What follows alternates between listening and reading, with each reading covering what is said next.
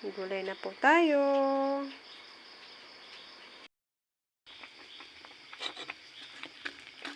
Ito po yung hindi ko na ipakita kanina. Ito yung unang piga. Kasi yung kanina, yung napakita ko is pangalawang piga yun. Ay, ito yung pangalawang piga. Yung kanina na ipakita ko, yun yung unang piga or kakanggata na sinasabi. Tapos, ilagay na po natin ang mga sangkap.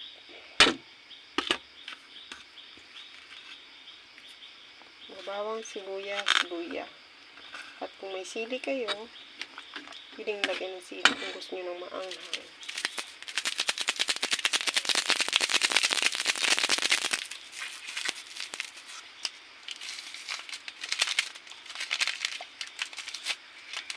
At sa panimpla naman po, bahala na po kayo kung anong gusto nyo ilagay.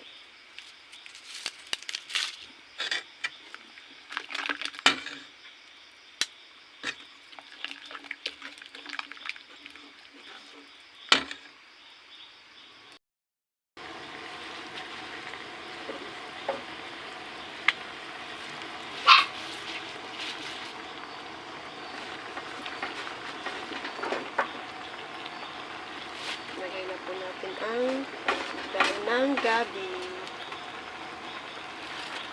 Yung murang dahon ng gabi.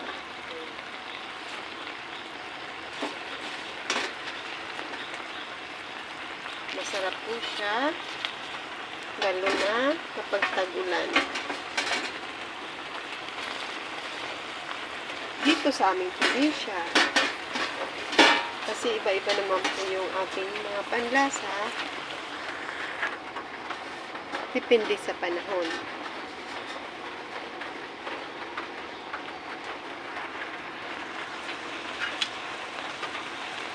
So, sa paggulay po ng gabi is huwag hahaluin. Kasi kapag hinahalo daw, ay kakati po siya. Makati kainin.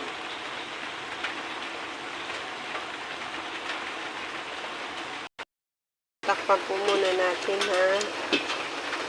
para sabay-sabay na lumambot yung dahon at saka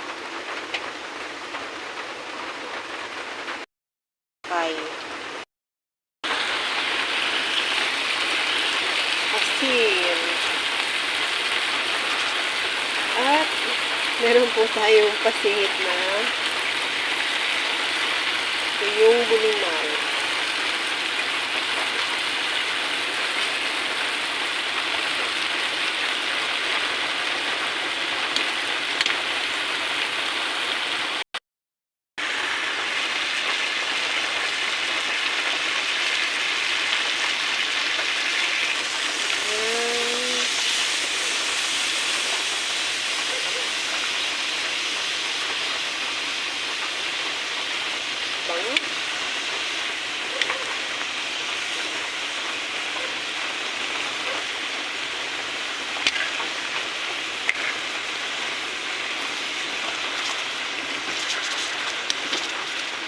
Ganyan lang po ang paghalo niyan para hindi po masunog sa ilalim.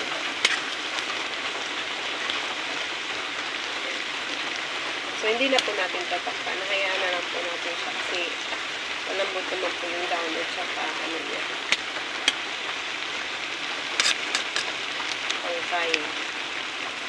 Hintay na lang po natin na